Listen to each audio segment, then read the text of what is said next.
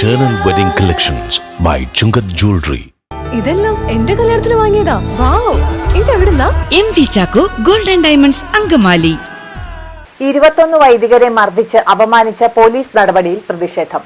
കാലടിയിൽ വൈദികർ, സന്യസ്തർ, ഭക്തസംഘടനകൾ എന്നിവയുടെ നേതൃത്വത്തിൽ ജനകീയ വിചാരണ സദസ്സ് സംഘടിപ്പിച്ചു.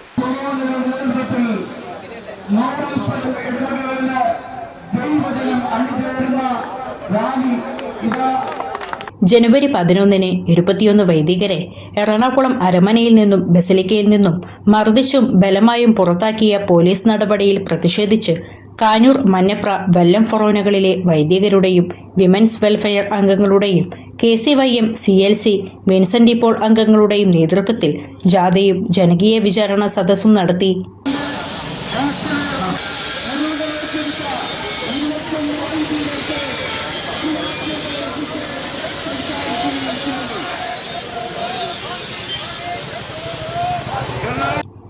മറ്റൂരിൽ നിന്ന് ആരംഭിച്ച ജാഥയിൽ ആയിരക്കണക്കിന് വിശ്വാസികൾ പങ്കെടുത്തു.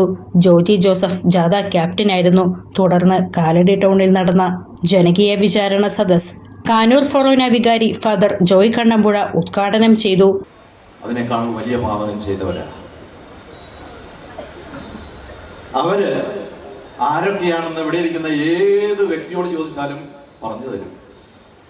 കാരണം അവര് അതിനുവേണ്ട എല്ലാ ഒത്താശകളും ചെയ്ത് വളരെ ക്രൂരമായ നടപടിയെടുക്കാൻ CCTV പോലും വളരെ വിദഗ്ധമായി നിയന്ത്രിച്ച് കൊച്ചു വെളുപ്പാങ്കാലത്ത് അച്ഛന്മാര് ഉറങ്ങിക്കിടക്കുന്നിടത്ത് നിന്ന് പകുതി വസ്ത്രവും മുക്കാൽ വസ്ത്രവും ഒക്കെ പാകത്തിന് ഇടാൻ പോലും സമ്മതിക്കാതെ ഒരു മൃഗത്തെ വലിച്ചഴിച്ച് കൊണ്ടുപോരുന്ന പോലെ പോന്ന്.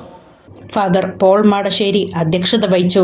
Father Joyce Kaithakottil, father Rajan Punnakkal, അൽമായ മുന്നേറ്റം president Shaiju Antony, Riju Kanjookkaran, PP Jayaraj, Nimmi Antony, ജാഥ captain Joji Joseph, father Babu Kalathil, KD Varghese, father Sunny Kalappurackal, Shijan Uthuppan, father Sherin Puthenpura, Biju Aluka തുടങ്ങിയവർ സംസാരിച്ചു. മർദ്ദനമേറ്റ വൈദികരിൽ പകുതിയോളം പേർ പങ്കെടുത്തു.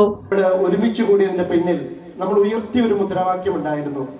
21 പേരും അകത്തായിരുന്നപ്പോൾ അവരെ പോലീസ് മർദ്ദിച്ച് അവശരാക്കി. ഞാൻ നേരത്തെ സൂചിപ്പിച്ചൊരു വാക്കുണ്ട്, മാലിന്യം പോലെയാണ് അവർ തള്ളിയിട്ടത് ബസിലിക്കയുടെ ഗ്രൗണ്ടിലേക്ക്.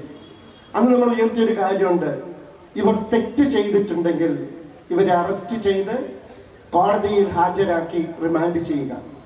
അറസ്റ്റ് ചെയ്തിട്ടില്ലെങ്കിൽ ഇവർ എവിടെ നിന്നാണോ ഇവരെ വലിച്ചിറക്കിക്കൊണ്ട് വന്നത് അങ്ങോട്ട് തിരിച്ചു കൊണ്ടുപോവുക.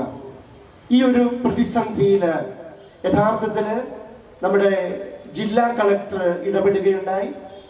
ചർച്ചയ്ക്ക് വിളിച്ചപ്പോൾ അദ്ദേഹം ആവശ്യപ്പെട്ടത്, അദ്ദേഹത്തിന് 1 മണിക്കൂറിനുള്ളിൽ വ്യക്തമായി ബോധ്യപ്പെട്ടു ഈ 21 വൈദികരോടും പോലീസ് ഡിപ്പാർട്ട്മെന്റ് അനീതി ചെയ്തു എന്ന്.